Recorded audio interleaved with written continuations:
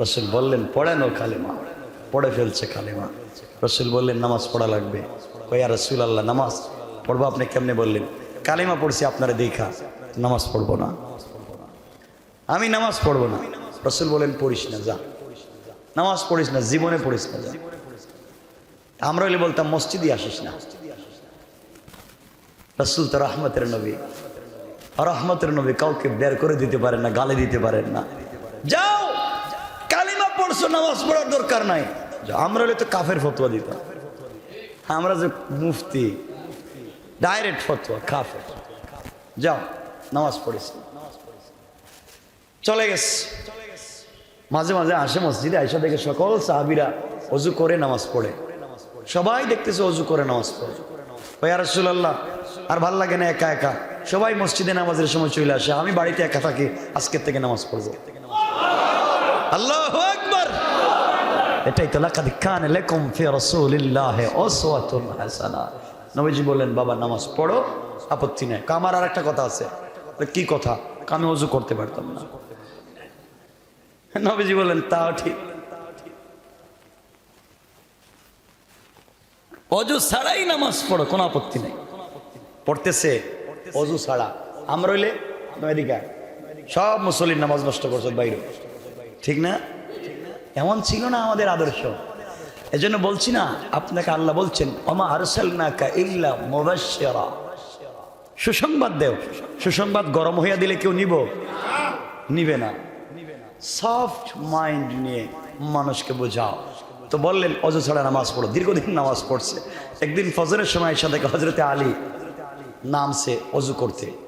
আমরা দুই হাত কতটুকু? এতটুকু না? হযরতে আলী দুইতেছে এতটুকু। সুবহানাল্লাহ বললেন। আমরা তো টাকনু পর্যন্ত দুই, আলী ধরছে হাঁটু পর্যন্ত।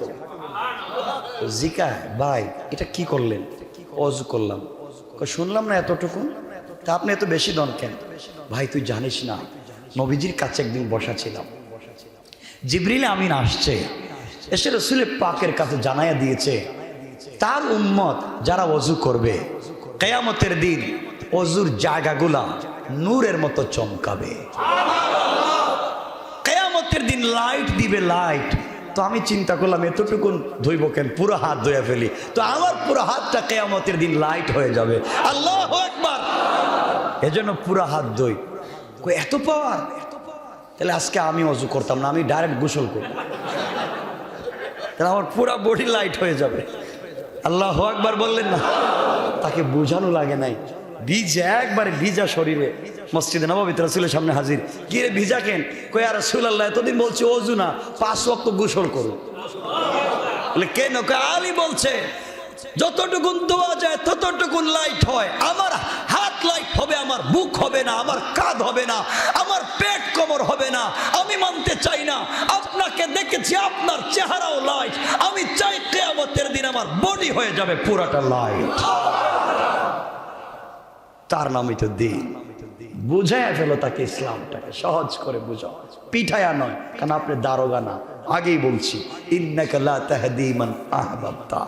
আপনি পছন্দ করলেই পারবেন না, আপনি পিঠাবেন না। ওয়ামা আরসালনাকা ইল্লা মুবাশশিরা। কথা বুঝতেছেন? এই যে নামাজকে কাজে লাগায় দাও, নামাজকে কাজে লাগায় দাও। দুটা কথা না বললেই না, নামাজের কথা যেহেতু মনে আসছে। রাসূল পাক তো ইন্তেকালের সময় আপনারা জানেন, ইন্তেকালের সময় জানেন হুশ চলে যাইতো। তো একদিন হুশ তো চলেই গেল। সাহাবায়ে কেরাম নামাজ পড়তেছেন, নামাজ পড়লেন। ইশার সময় সকল সাহাবীরা আসছেন, নবীজি উঠতে পারতেছেন না, জ্ঞান ফিরতেছেন। রাত্র গভীর হয়ে যাচ্ছে। সবাই মিলে আবু বকরকে বলছেন আপনি রাসূলের যায় নামাজে দাঁড়াই আজকে নামাজ পড়াও। আবু বকর তো হার্ট অ্যাটাক হওয়ার মতো, আরে নবীজির জায়গায় নামাজে দাঁড়াবার মতো সাহস কি আমার আছে? হযরতে আবু বকর দাঁড়ায় তো নামাজ পড়াচ্ছেন। নবীজির হুশ আসলো, বললেন আয়েশা। আয়েশাকে যখন ডাকছেন, আয়েশা বলছেন ইয়া রাসূলুল্লাহ আপনি কি আমাকে চিনতে পেরেছেন? হ্যাঁ চিনতে পেরেছি। আয়েশা বলো তো এখন কয়টা হয়েছে? ইয়া রাসূলুল্লাহ রাত্র গভীর, ঈশার টাইম চলে যাচ্ছে, আপনার সাহাবীরা মসজিদে বসে বসে কাঁদতেছে। আয়েশা কিসের আওয়াজ শোনা যায়? আয়েশা বলছেন, স্বামী আপনি তো এশার সালাত পড়াতে পারেন নাই, আমার বাবা নামাজটা পড়াইতেছেন। নবীজি বলেন, আয়েশা পর্দাটা সরাইয়া দাও, আমার হুজরার পর্দাটা সরাইয়া দাও, আমি দেখি। রাসূল তাকালেন আর অজুর দ্বারায় বাচ্চাদের মতো হাউমাউ করে কাঁদলেন। আয়েশা বলছেন, স্বামী আপনি কাঁদলেন কেন? আয়েশা, জানিস না এই নামাজের জন্য না অনেক মায়ের খাইছি। পাবলিকের কাছে এই নামাজের দাওয়াত দিতে গিয়ে আমার মাথায় নাড়ি বুড়ি ফেলে দিয়েছে। কতদিন গেছে মক্কায়, মাথাটা উঠাতে পারি নাই, আবু জেহেল আমার মাথায় চাপ দিয়ে ধরেছে। আজকে আমি মরে যাব, বাঁচবো না, মরার আগে দেখতেছি আমার সাহাবীরা আমি ছাড়াও তারা নামাজ কায়েম করেছে। জিন্দেগি যাক, এখানে অনেক আবেগের কথা, লম্বা আলোচনা, সেটা বলবো না। এরপর হযরত ওমর ফারুক রাদিয়াল্লাহু তাআলা জামানায় আমার ফজরের নামাজের সেজদা অথবা রুকুতে শহীদ হয়ে গেলেন। তাকে খঞ্জর মারলো, নামাজের ভিতরে খঞ্জর মারছে, পেট থেকে সব নাড়ি বুড়ি সব বের হয়ে গেছে নামাজের ভিতরে। হযরত ওমর অজ্ঞান হয়ে পড়ে গেছেন মাটির মধ্যে। বাকি নামাজটা সবাই আদায় করছেন। সারা দিন চলে যাওয়ার পরে মৃত্যুর টাইম, ওমরের দুইজন সাহাবী নাড়ি বুড়ি ভাবে টান দিয়ে পেটের ভিতরে ঢুকায় রাখছেন, রক্ত চলে যাচ্ছে। ওমরের যখন জ্ঞান ফিরেছে, ওমর বলছেন, ভাই আমি তো ফজরের নামাজের ইমাম ছিলাম, তোমরা সবাই কি নামাজ পড়েছ? ঠিক মতো কি ফজরের নামাজটা হয়েছে? আমি তো এক রাশিম দিকে করে দেও না, আর আমার পেটের নাড়ি বুড়িটা একটু ধরো না, আমি ইন্তেকালের আগে আমি এক রাকাত নামাজটা শেষ করে যাই। তো আমি আপনাকে বলতে চাই, ভাই কি হয়েছে আপনার আমাকে একটু বলেন না। সব করতে পারলেন, এই নামাজটা পড়তে পারলেন না। পারবেন? আমাকে না, আল্লাহকে কথা দেন পারবেন। শোনেন, নামাজ যদি ঠিক হয়ে যায় না, কবরের ভিতরে আপনি বাইচে যাবেন, আপনাকে ফেরেশতারা প্রশ্নই করবে না। এই হাদিস বললে তো অনেক লম্বা, আর লম্বা করতে চাই না। কিয়ামতের দিনে কবরের ভিতরে যদি আপনি নামাজি হন আর নামাজের জন্য তাড়াহুড়া করেন কবরে, তো আপনি বাইচা গেলেন। আমার মুসলমান বন্ধুগণ, গভীর মনোযোগ। কবরের ভিতরে আপনি যদি নামাজি হন দুনিয়ায়, কবরের ভিতরে আপনাকে যখন রেখে দেওয়া হবে, জোহরের টাইমে রাখলেও কবর থেকে উঠানোর সময় হবে আসর মাগরিবের টাইম।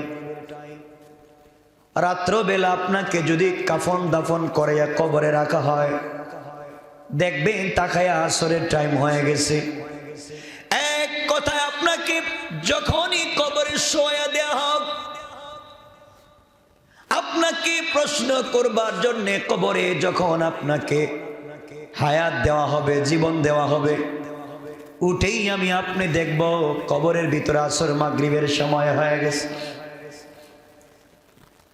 আমাকে আপনাকে যখন কবরের ভিতরে ফেরেশতারা উঠাবে প্রশ্ন করবার জন্য, যখন বসায়া দিবে, ফেরেশতাদেরকে আল্লাহ বলবেন, ফেরেশতারা আমার গোলামকে 2 মিনিট টাইম দাও, এরপরে প্রশ্ন করো।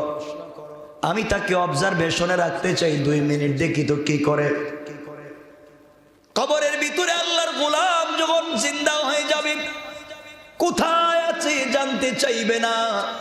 নামাজি যদি হয়ে যায়, তাকায়া দেখবে আসরের টাইম হয়ে গেছে, সূর্য পশ্চিম দিকে লাল হয়ে গেছে, মাগরিবের সময় চলে আসে, আসরের টাইমটা নষ্ট হয়ে যাচ্ছে। চিৎকার করে ডেকে বলবে, কে আছো এখানে? আমার সন্তান কোথায়? আমার স্ত্রী কোথায়? আসরের সময় চলে যায়, আমাকে ওযুর পানি দেও, আমি ওযু করে সালাত আদায় করব। আমি নামাজ পড়তে চাই। আমি কোথায় আসছি? মাগরিবের টাইম হয়ে যাচ্ছে, আমি মনে হয় আসরের নামাজ পড়ি নাই। ফেরেশতারা ডেকে বলবেন, বাইরে তুমি এখন দুনিয়ার জমিনে না, তুমি কবরে চলে এসেছো। ওখানে পানিও নাই, ওযুর ব্যবস্থাও নাই, নামাজও নাই। আল্লাহর গোলাম সিজদায় পড়ে ডাক দিয়া বলবে, আল্লাহ যখন তুমি আমাকে দিয়েছো ওই টাইমে কেন তুমি আমাকে মওত দিলে আল্লাহ তাআলা? আমাকে কেন আসরের নামাজটা পড়তে দিলা না? আমি তো তোমার কদমে 4টা বেশি সেজদা দিয়ে আসতে পারতাম। আল্লাহ তুমি কেন আমাকে আরো আগে মওত আরো পরে মওত দিলা না? আল্লাহ ডেকে বলবেন, গোলাম তুই এখন মরিস নাই, হয়তো রাত্রবেলা না হয় সকালে তোকে কবরে রাখা হয়েছে, তুই যা দেখতেছিস সেটা অরিজিনাল টাইম না। আমি আল্লাহ তোকে কবরের ভিতরে লাইট দিলাম যেন তোকে বুঝাতে পারি তুই কি করিস। বলবে, আল্লাহ তোমার কদমে পড়ে গেলাম, আমাকে 2টা রাকাত নামাজের সুযোগ দাও, আমি 2টা সেজদা করি। আল্লাহ বলবেন, ফেরেশতারা নাম যে গোলাম কবরে এসে আমার কদমে সেজদা দেওয়াকে ভুলে যায় নাই, আসরের নামাজের জন্য এত তাড়াহুড়া করে, সাবধান সাবধান, আমার গোলামকে প্রশ্ন করার দরকার নাই। গোলাম আমাকে চিনে, আমি গোলামকে চিনি। আমার গোলামের সঙ্গে জান্নাতুল ফেরদাউসের কানেকশন ফিট করে দাও। সকল নবীরা ছিলেন কোন গ্রামের নবী।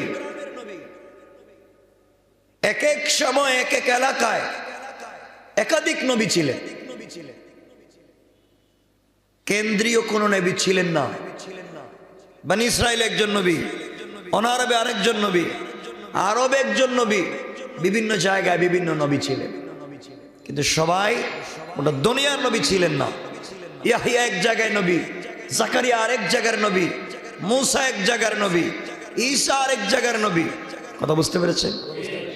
কিন্তু রাসূল কোন দেশের নয়, কোন গোষ্ঠীর নয়, কোন রাষ্ট্রের নয়, কোন মতাদর্শের নয়, তিনি গোটা বিশ্বের সকল সৃষ্টির নবী। এই কথাটা বুঝবেন কি বলতে চাই। এজন্যে আগেকার সকল নবী ছিলেন কোন গ্রামের লিডার, গ্রামের নবী, ইউনিয়নের নবী, থানার নবী, জেলার নবী, ডিস্ট্রিক্টের নবী। আর শুধুমাত্র কেবলমাত্র একজন পয়গম্বর, গোটা দুনিয়ার পয়গম্বর। তিনি হচ্ছেন কে? মুহাম্মদুর রাসূলুল্লাহ সাল্লাল্লাহু আলাইহি ওয়াসাল্লাম।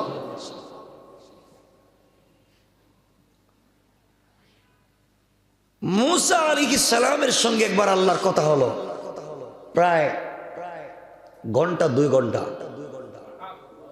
আল্লাহর সাথে মূসা কথা বললেন তুর পাহাড়ে। তো মূসা তো এমনি কথা বেশি বলতেন আল্লাহর সাথে, দীর্ঘ সময় কথা বলছেন আল্লাহ। তো মূসা বলছেন, আল্লাহ তাআলা আপনি কার সাথে কথা বলছেন বলেন? বলে, আমি মূসার সাথে কথা বলছি। আচ্ছা বলেন তো আমার উম্মত কারা? যাদের কাছে তুমি দ্বীনের দাওয়াত দাও তারা তোমার উম্মত, যাদের কাছে তাওরাত নিয়ে গিয়েছো তারা তোমার উম্মত। কিন্তু আল্লাহ আমি জানতে চাই আপনার এই 2-2.5 ঘন্টার আলোচনা আমার সাথে একবার তো আমার কথা বললেন না, একবার তো আমার উম্মতের কথাই বললেন না। আপনি বললেন সেলেটে লেখা দিছি তাওরাত, ওটা দেখে দেখে বলে দিও।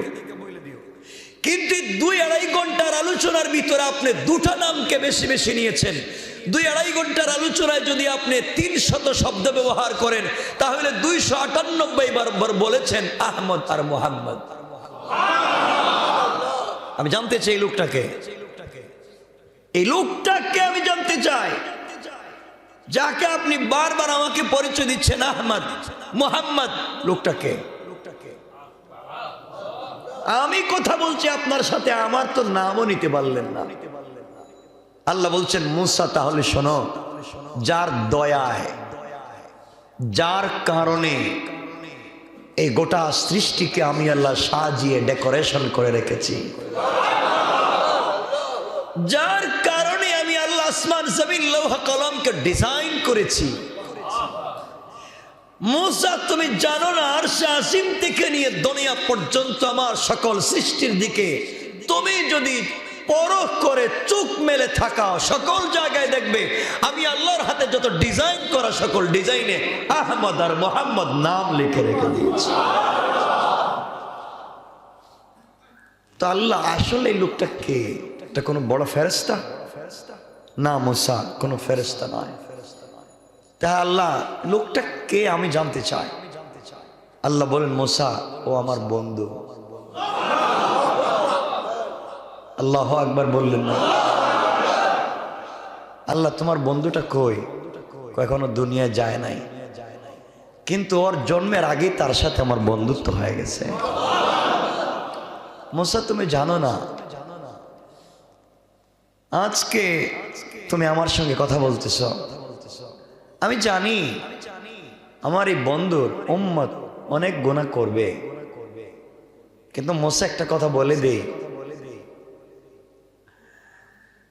আমি কিয়ামতের দিন সকল উম্মতের হিসাব বন্ধ করে রেখে দেব। সকল উম্মতকে আমি আল্লাহ জান্নাতে যেতে দিব না, দাঁড় করায় রেখে দেব, যতক্ষণ পর্যন্ত আমি এই বন্ধুর উম্মতের বিচার না করব। আমি যে বলেছি এতগুলা জান্নাত বানিয়েছি, যতক্ষণ পর্যন্ত আমার এই বন্ধুর উম্মত জান্নাতে না ঢুকবে, আমি আল্লাহ কোন নবীকেও জান্নাতে ঢুকতে দেব না। আল্লাহ তুমি তাদেরকে এত ভালোবাসো কেন? মুসা তুমি জানো না ভালোবাসার অনেকগুলো কারণ আছে। এর মধ্যে কিছু কারণ হচ্ছে, আমি যাকে বন্ধু বানিয়েছি, যার নাম আহমদ আর মুহাম্মদ দিয়েছি, তুমি তো একটা গ্রামের নবী, এলাকার নবী, দেশের নবী। এই এলাকার ভিতরেও দ্বীনের প্রচার করতে গিয়ে কয়জন মানুষ পাইছ? মানুষ পাও না, মানুষ দ্বীনের কথা শোনে না। শোনো মুসা, দ্বীনের দাওয়াত দিচ্ছ রাত দিন, দিলের ভিতরে দরদ আছে, দিচ্ছ ঠিক, কিন্তু আমি যাকে বন্ধু বানিয়েছি সে তার দরদ নেয়া, তার কথা ভাববে না। আমি তোমাকে বলছি মুসা, নূহ আলাইহিস ইসলামকে আমি বললাম চলে যাও, নৌকায় উঠে চলে যাও।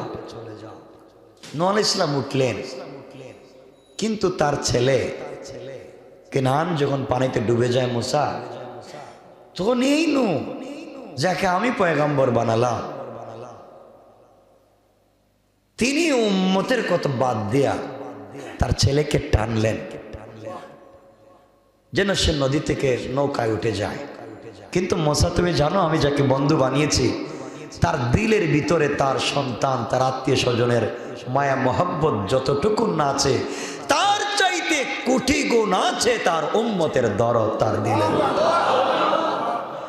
আমি আল্লাহ যদি লিখে দেই মুহাম্মদ তোমাকে আরশে আজিম, লৌহ কলম, আরশ কুরসি সব লিখে দিলাম, বিনিময় উম্মতকে জাহান্নামে পাঠিয়ে দেব, এমন একজনকে বন্ধু বানিয়েছি। আল্লাহ আমাকে বলছে, আল্লাহ তোমাকে সব দিয়ে দিলাম, বিনিময়ে আমার সবগুলো উম্মতকে জান্নাত দিয়ে দাও। আমি তাকে বন্ধু বানিয়েছি, এই বন্ধুর উম্মত বিপদকামী হবে, তাদেরকে পথ দেখাবার জন্য আমি আল্লাহ যুগে যুগে অনেক উলামায়ে কেরাম দেব, ওয়ারাসাতুল আম্বিয়া দেব, তারা গিয়ে ওখানে দ্বীন শিক্ষা দিবে। আমার রাসূল দ্বীনের জন্য অনেক স্যাক্রিফাইস করবেন, তিনি হবেন গোটা দুনিয়ার জন্য রহমত, রহমতের নবী।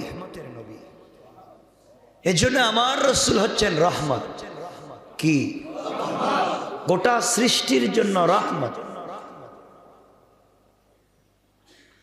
আজকে সমাজের যে অবস্থা, আমরা যারা মুসলমান দাবি করি, আপনারা বলেন তো এই রাসূলের কোন চরিত্র আমাদের মধ্যে আছে? সবাই বলেন। আল্লাহ এর পরে বলছেন, মুসা আলাইহিস ইসলামকে বলছেন, মুসা আমি যাকে বন্ধু বানিয়েছি তুমি জানো না, এই বন্ধু খলিল না, এই বন্ধু হচ্ছে হাবিব।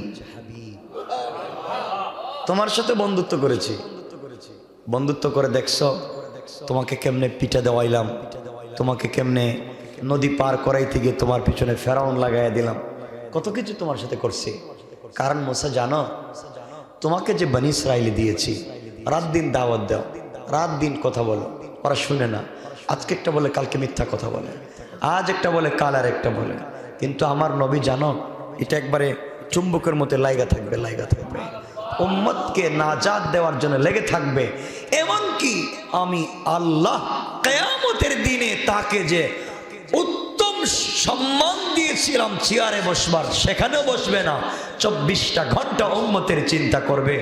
আমি তাকে হাবিব বানিয়েছি, এই জন্যে আমি আল্লাহ ঘোষণা করেছি তার উম্মত যদি বিপদগামী হয় মাফ চায়, মাফ করে জান্নাত দিয়ে দেওয়ার ওয়াদা। আমি জানতে চাই, আমি আর আপনি বিপদগামী হয়ে যাচ্ছি। আমি জানি না আমার কথা আপনাদের কেমন লাগতেছে। আল্লাহর পরে বলছেন ওয়ামা আরসালনাকা ইল্লা মুবাশশিরা ওয়া নাযীরা। আল্লাহ বলছেন আমি আপনাকে সুসংবাদদাতা এবং ভয় প্রদর্শক হিসেবেই প্রেরণ করেছি। দেখেন ওয়ামা আরসালনাকা ইল্লা মুবাশশিরা ওয়া নাযীরা, আমি শুধুমাত্র কেবলমাত্র আপনাকে সুসংবাদদাতা এবং ভয় প্রদর্শককারী হিসেবে পৃথিবীতে পাঠিয়েছি। আমি আপনাকে ওসি, ডিসিএসপি, দারোগা বানাইয়া পাঠাই নাই যে পিটাইয়া মানুষকে তুমি হিদায়ত দিবা। তোমার কাজ হচ্ছে সুসংবাদ দেওয়া জান্নাতের, তোমার কাজ হচ্ছে ভয় প্রদর্শন করা জাহান্নামের। এই দুটো কাজ তুমি করবা সহজ ভাষায়, নরম ভাষায়, লেসানটাকে নরম করে শান্তির শব্দ প্রয়োগ করে তাদেরকে বুঝাও। যদি বুঝে আলহামদুলিল্লাহ, না বুঝে তাও আলহামদুলিল্লাহ, তোমার দায়িত্ব শেষ। কিন্তু কেন মানলো না এর বিচার আমি করব। কে করবেন? সবাই বলেন আল্লাহ বিচার করবেন। এজন্যে আল্লাহ এর পরে বলছেন, একটু দূরে গিয়ে বলছেন কুল, হে নবী আপনি বলেন আমিনু বিহি আও লা তুমিনু। কথাগুলো বুঝবেন। আল্লাহ রাব্বুল ইজ্জত ওয়াল জালাল বললেন তোমরা ঈমান আনো অথবা না আনো। ইন্নাল্লাযীনা উতুল ইলমা মিন ক্বাবলি, আল্লাহ রাব্বুল ইজ্জত ওয়াল জালাল বুঝালেন কুল উদুল্লাহ আও উদুর রহমান, তোমরা ঈমান আনো অথবা না আনো, আমাকে আল্লাহ নামে ডাকো অথবা রহমান নামে ডাকো, তোমাদের কাছে যেই নামটা ভালো লাগে একটা বার আমাকে ডাকো। ভুল করে ফেলেছো, জাহান্নামের পথে চলে গিয়েছো, এগুলো বাদ দিয়ে দাও, গান বাজনা বাদ দিয়ে দাও। আমি আল্লাহর কাছে একবার কান্না করে আমি আল্লাহকে ডাকো। আমি আল্লাহ কথা দিলাম গোলাম, তোকে আমি আল্লাহ বলছি, সাথে সাথে তোর গুনাহ মাফ করে দেব। কিন্তু একটা কথা মনে রাখবি, আল্লাহর পরে বলছেন আমার দুঃখ হয় এই জায়গায়, বাল আতাইনাহুম বিল হাক্কি ওয়া ইন্নাহুম লাকাযিবুন, আমি তাদের কাছে সত্য পাঠালাম যে গান হারাম, বাজনা হারাম, অশ্লীলতা হারাম, গুনার কাজ হারাম, বলেন নাই আল্লাহ? কিন্তু আল্লাহ বলছেন ওয়া ইন্নাহুম লাকাযিবুন, কিন্তু তারা তো মিথ্যাবাদী। তারা কি? কাদেরকে বলছেন? কাদেরকে বলছেন? ওয়া ইন্নাহুম লাকাযিবুন, তোমরা নামাজ পড়ো আয়েশা, তো আমাকে মানলা, নামাজে ঈশা আমাকে আল্লাহ ডাকতেছ অথবা রহমান নামে ডাকতেছ, কিন্তু মসজিদ থেকে বের হওয়ার পরে তোমরা যে ডেকসেট লাগাইয়ে গান বাজাচ্ছ ওই জায়গায় তো তোমরা আমি আল্লাহর নাম নাই।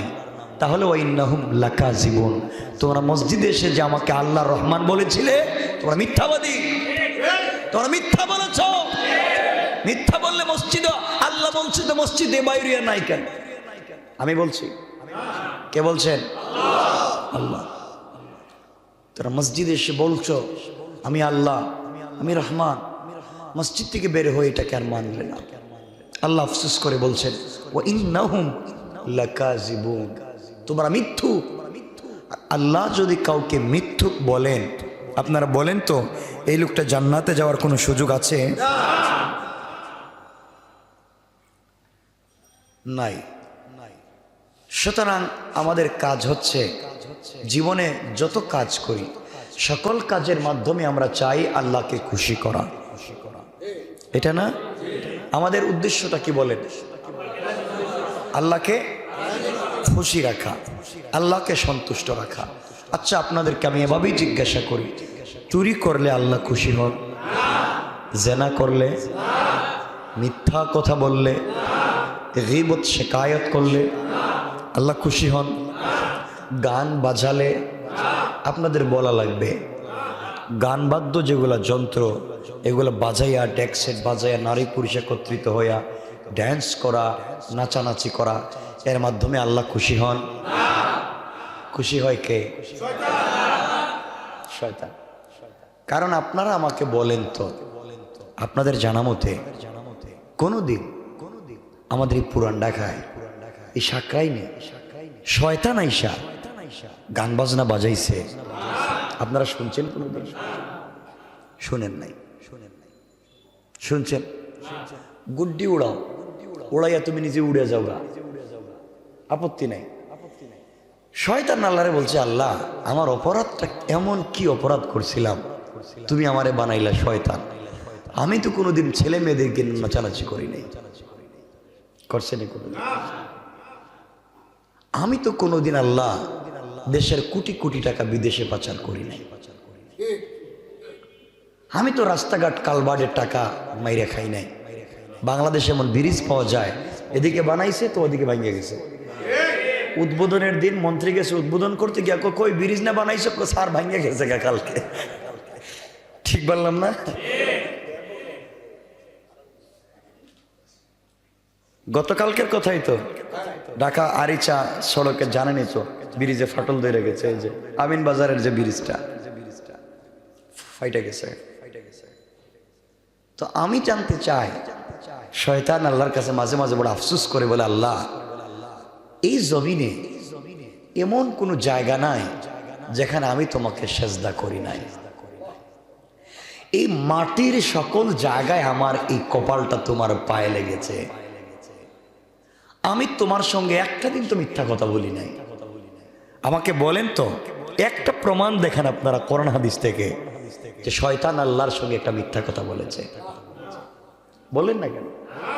বলে নাই। আপনাদের মাথার মধ্যে এই চিন্তাটা কেন আসে না যে শয়তান একদিন মিথ্যা কথা বলল না? আচ্ছা, চুরি করেছে, দোকান চুরি করেছে, কারো মেরে নিয়ে এইভাবে দিহানের মতো গেছে? যায় না। তো শয়তান বলতেছে, আল্লাহ আমি তো কোনো কাজ কাম করলাম না। তাহলে আমারে তুমি শয়তান বানাইলা, আমি তো কিচ্ছু করি নাই, শুধু তোমার আদমকে সেজদাটা দিলাম না।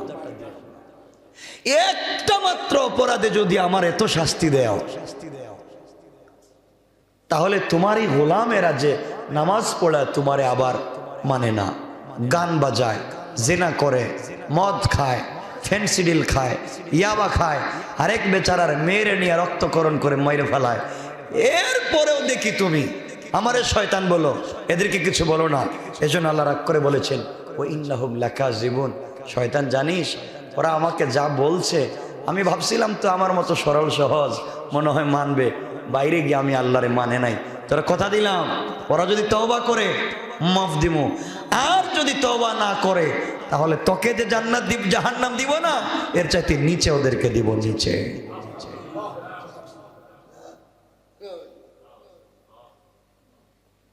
কারণ আপন মানুষ যদি দুঃখ দেয় কষ্ট কম লাগে। আপনার ঠান্ডা লাগতেছে আপনাদের? আরে আমি যে মাইন্ড নিয়ে কথা বলেছি, মাইন্ড নিয়ে কথা বলার কথা না। বুঝাইতে বুঝাইতে আমার লাঞ্চ যদি বাস্ট মেরে, আমার কিডনি হার্ট অ্যাটাক যদি এখানে করে ফেলি ওয়াশ করতে করতে, আমার মনে হয় না আপনাদেরকে আমি বোঝাতে পারবো। আমি 4 মাস থেকে আপনাদেরকে শুধু আল্লাহর পরিচয় দিচ্ছিলাম, 4 মাস একটা না, আল্লাহকে কেমন ব্যবহার করবেন আমাদের সাথে। কিন্তু বোঝাতে বোঝাতে হয়তো কোনো বক্তা ওয়াজ করতে করতে স্টেজে মরে যাইব হার্ট অ্যাটাক করে, তোমার মুসল্লি বুঝবে না। যাই বলেন বলেন, বাহিরে আমরা আছি, ঠিক কিনা বলেন? এই তো আমাদের কন্ডিশন। এজন্য বলছি, আপন মানুষ নিজের মানুষ যদি দুঃখ দেয় মানুষ কষ্ট বেশি পায়। ঠিক বললাম না? যার সাথে বেশি সম্পর্ক, যার সাথে কি কথা বলেন না কেন, কম যদি সম্পর্ক থাকে, যা দেখা হয়েছে রাস্তাঘাটে একদিন বন্ধুত্ব হয়েছে তো বাদ, খুব বেশি সম্পর্ক, সে যদি কষ্ট দেয় মানুষ সহ্য করতে পারে না। আল্লাহ বলেন মুসা শয়তান রে শোন, সকল নবীদের উম্মতের সাথে আমার এত সম্পর্ক নাই, ওরা আমারে গালি দিছে বাদ, রাগ উঠে গেছে। যাদের সাথে কম সম্পর্ক এরা যদি কোনো সময় গালি দেয়, রাগ করে, উল্টাপাল্টা করতে চায়, আমরাও প্রিপারেশন নেই, ওকে যেখানে পাবো সাইজ করব, ঠিক না?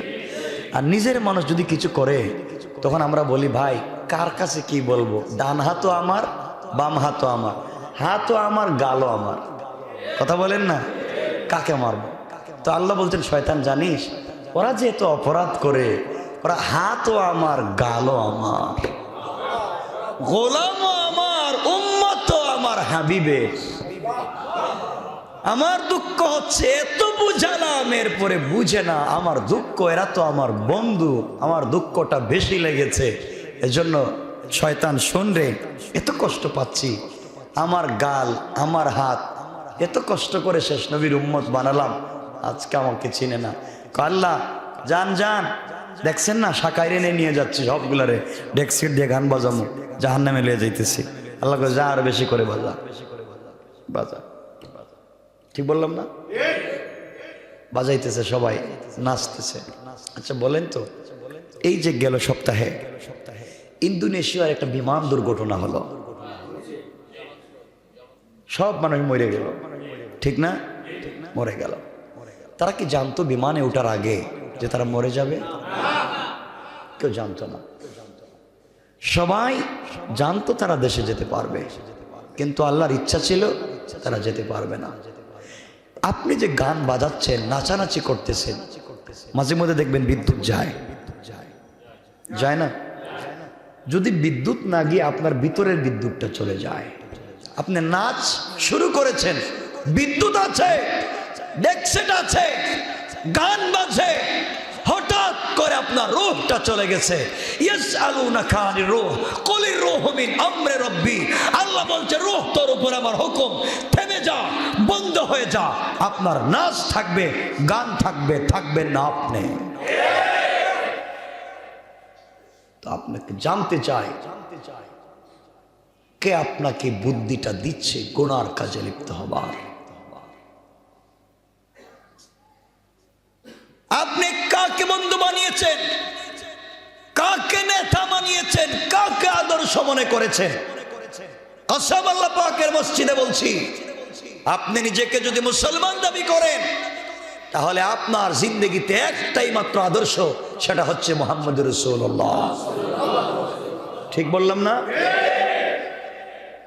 এটা আমার কথা নয়, আল্লাহ কোরআনে কারিমে বলছেন লাকাদ কানা লাকুম ফি রাসূলিল্লাহি উসওয়াতুন হাসানা।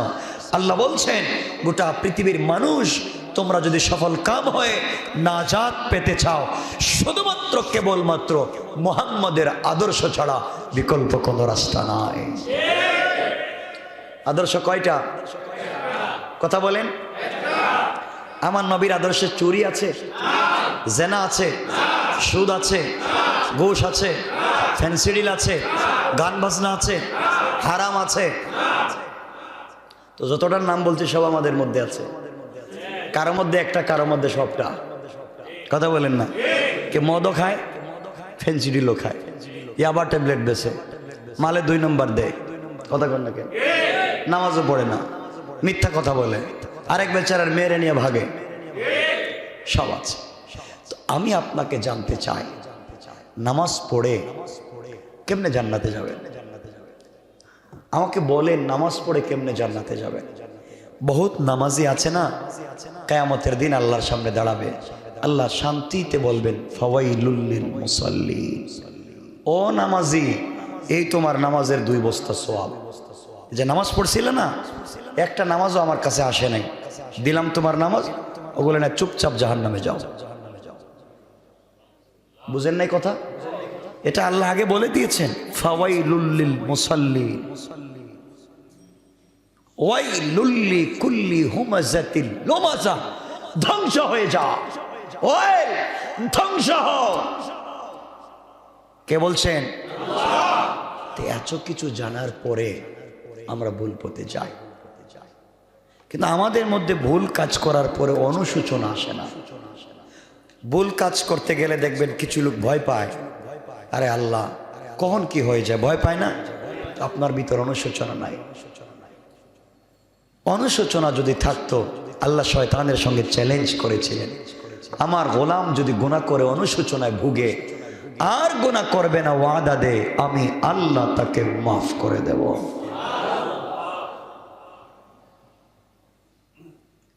আমি জানতে চাই, আল্লাহ রাগ করে বলেছেন ওয়া ইন্নাহুম লাকাযিবুন, এরা মিথ্যাবাদী। এরা কি? এর আগে বলেছেন ওয়ামা আরসালনাকা ইল্লা মুবাশশিরাও ওয়া নাযিরা, বন্ধু তোমাকে সুসংবাদ দাতা হিসাবে প্রেরণ করেছি, তুমি সংবাদ পত্রের মতো পৌঁছায়া দিবা, পড়লে পড়ুক না পড়লে নাই। সংবাদ কর্মীর কাজ হচ্ছে পত্রিকা বাড়িতে পৌঁছায়া দেওয়া, ও পড়তেও পারে ফালাইয়া দিতে পারে। কথা বলেন না কেন? কিন্তু হিসাব আমি নিব। হিসাব কে নিবেন? সবাই বলেন আল্লাহর সামনে কি জবাব দিবেন? আমরা না হাউজে কাউসারের পানি পান করতে চাই, চাই না? কার হাতে? কার হাতে? সুযোগ আছে? যা করতেছি সুযোগ আছে? আমাদেরকে নবীজি চিনবেন না।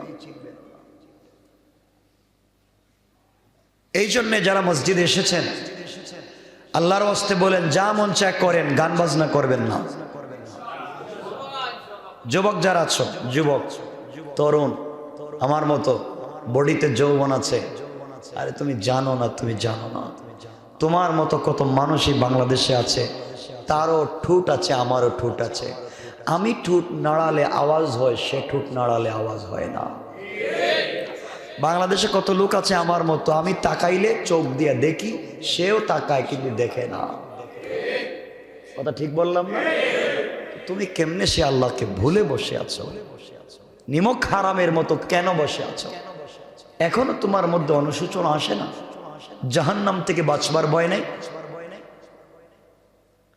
এই দুনিয়াটা হচ্ছে পরীক্ষার জায়গা। দুনিয়াটা কিসের জায়গা? শোনেন, কিয়ামতের দিনে আল্লাহ যখন সবাই মরে যাবে, তখন আল্লাহ আজরাইলকে বলবেন, আজরাইল কে কে বাকি আছে?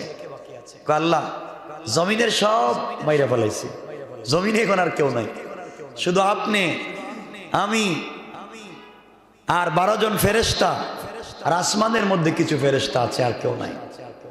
আপনারা মনে করতেছেন আসমান মনে হয় খালি, 2 আঙ্গুল জায়গা আসমানে বাকি নাই। পুরো আসমান আল্লাহ ফেরেশতাদেরকে দিয়ে ভরে রেখে দিয়েছে। লৌহে মাহফুজে কোরআন ছিল, বাইতুল মামুর আছে বাইতুল্লাহর উপরে, এখানে ফেরেশতারা তওয়াফ করে।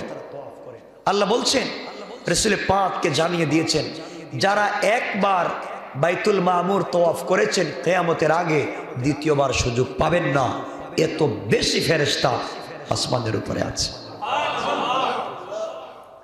এদের কাজ হচ্ছে, কেউ সেজদায় পড়ে আছেন, তার জন্মের পর থেকে কিয়ামত পর্যন্ত সেজদায়, কেউ রুকুতে, কেউ দাঁড়িয়ে, কেউ বসে আল্লাহর ইবাদত করতেছে।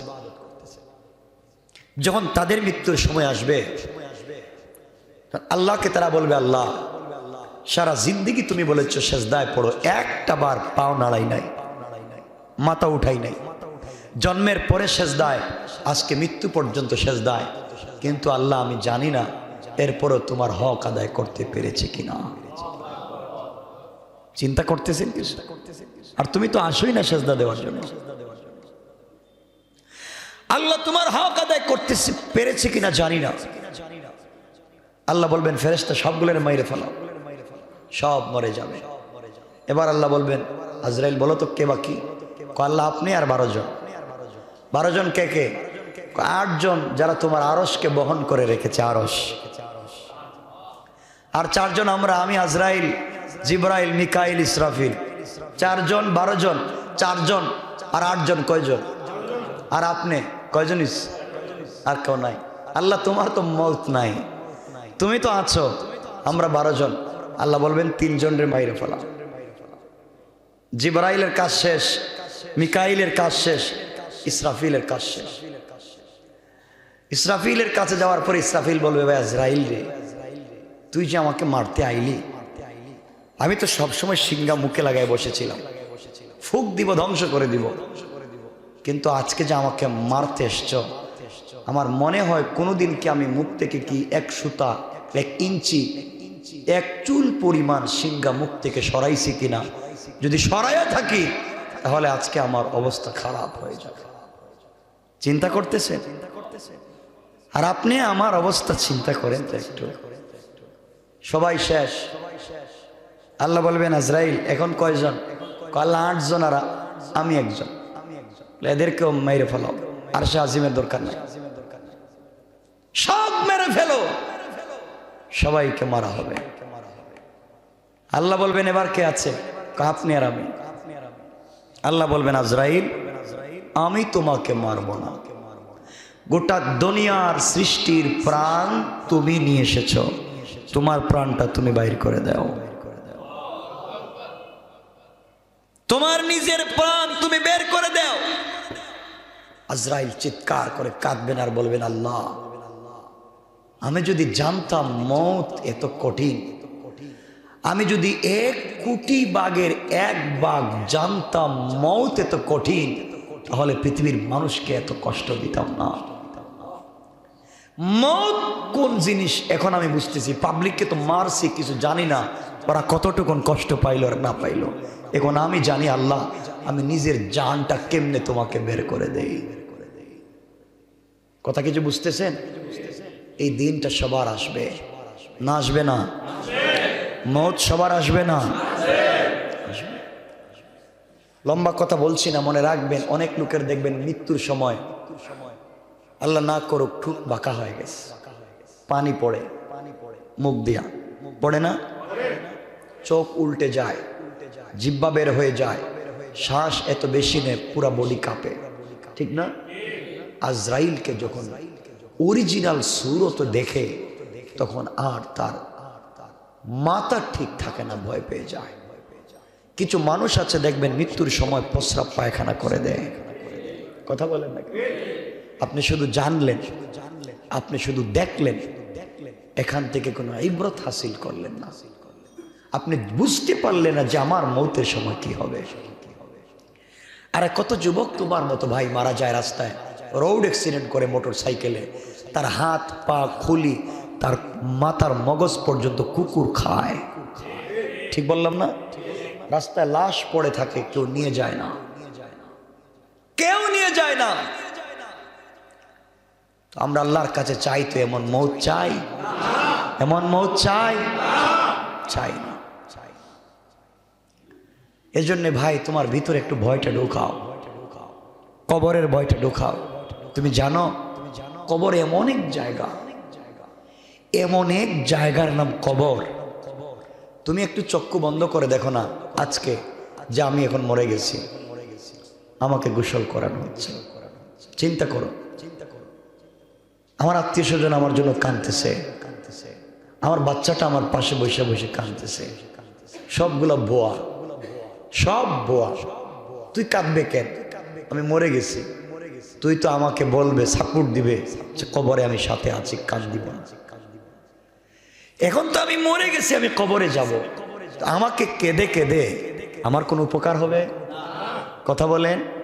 সব আমি যদি মরে গেলাম, আপনারা সবাই এখানে বসে কাঁদলেন, আমার কি হলো? আমি তো সমস্যা আছি কবরে। মাটির উপরে কেঁদে লাভ নাই, কবরে গিয়ে কাঁদতে পারবেন? কথা বলেন না কেন? পারবেন না।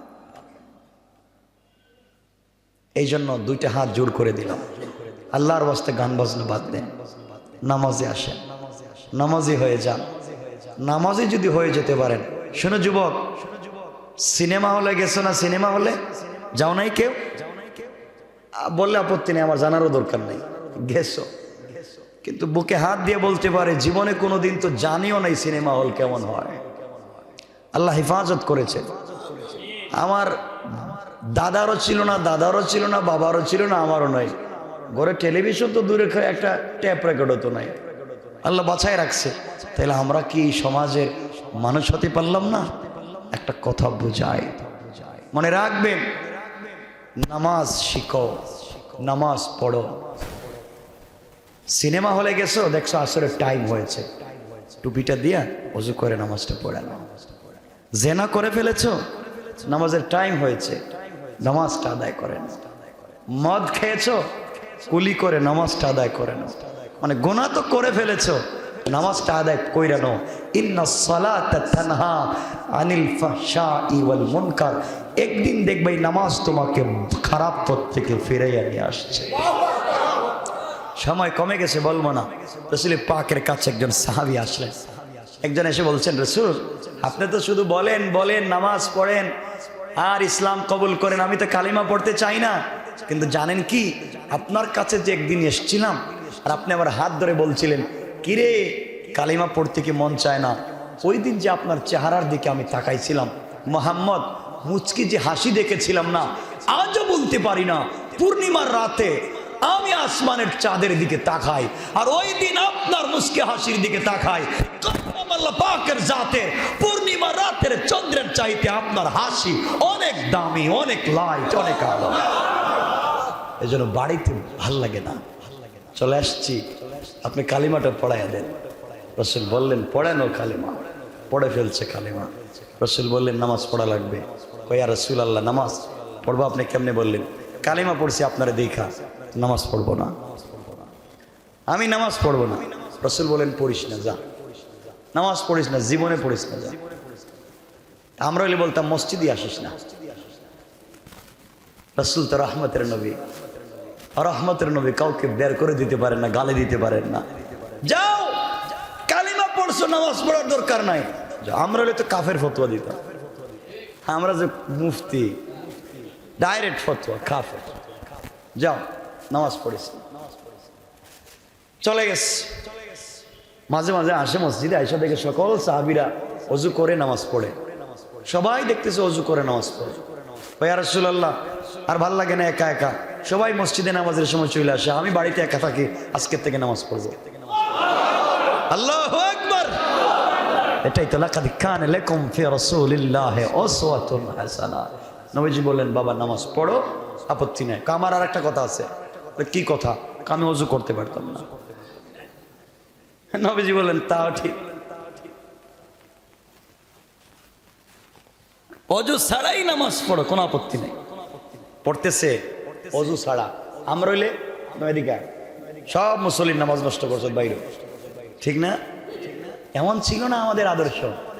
এজন্য বলছি না, আপনাকে আল্লাহ বলছেন, ওমা আরসালনাকা ইল্লা মুবাশশিরা, সুসংবাদ দেও। সুসংবাদ গরম হইয়া দিলে কেউ নিবে না। সফট মাইন্ড নিয়ে মানুষকে বোঝাও। তো বললেন, ওযু ছাড়া নামাজ পড়ো। দীর্ঘদিন নামাজ পড়ছে। একদিন ফজরের সময় এসে দেখে হযরতে আলী নামছে ওযু করতে। আমরা দুই হাত কতটুকু? এতটুকু না? হযরতে আলী দুইতেছে এতটুকু। সুবহানাল্লাহ বললেন। আমরা তো টাকনু পর্যন্ত দুই, আলী ধরছে হাঁটু পর্যন্ত। জিকা, ভাই এটা কি করলেন? ওযু করলাম। শুনলাম না এতটুকু, তা আপনি এত বেশি দন কেন? ভাই তুই জানিস না, নবীজির কাছে একদিন বসা ছিলাম, জিবরিল আমিন আসছে, এসে রাসূল পাকের কাছে জানাইয়া দিয়েছে, তার উম্মত যারা ওযু করবে কিয়ামতের দিন ওযুর জায়গাগুলা নূরের মতো চমকাবে। কিয়ামতের দিন লাইট দিবে, লাইট। তো আমি চিন্তা করলাম, এতটুকুন ধুইব কেন, পুরো হাত ধুয়ে ফেলি। তো আমার পুরো হাতটা কিয়ামতের দিন লাইট হয়ে যাবে। আল্লাহু আকবার। এজন্য পুরো হাত ধুই। এত পাওয়ার, তাহলে আজকে আমি ওযু করতাম না, আমি ডাইরেক্ট গোসল করব, তাহলে আমার পুরো বডি লাইট হয়ে যাবে। আল্লাহু আকবার বললেন না? তাকে বোঝানো লাগে নাই। ভিজা, একবারে ভিজা শরীরে মসজিদে নববীতে রাসূলের সামনে হাজির। কি রে ভিজা কেন? কই আর রাসূলুল্লাহ এতদিন বলছি ওযু না, 5 ওয়াক্ত গোসল করো। বলে কেন? কই আলী বলছে যতটুকুন দোয়া যায় ততটুকুন লাইট হয়, আমার হাত লাইট হবে আমার বুক হবে না, আমার কাঁধ হবে না, আমার পেট কোমর হবে না। আমি মানতে চাই না। আপনাকে দেখেছি, আপনার চেহারাও লাইট। আমি চাই কিয়ামতের দিন আমার বডি হয়ে যাবে পুরাটা লাইট। তার নামই তো দিন। বুঝায় ফেলো তাকে, ইসলামটাকে সহজ করে বুঝাও, পিঠায়া নয়। কারণ আপনি দারোগা না। আগেই বলছি, ইন্নাকা লা তাহদি মান আহবাবতা। আপনি পছন্দ করলেই পারবেন না, আপনি পিঠাবেন না। ওয়ামা আরসালনাকা ইল্লা মুবাশশিরা। কথা বুঝতেছেন? এই যে নামাজকে কাজে লাগায় দাও।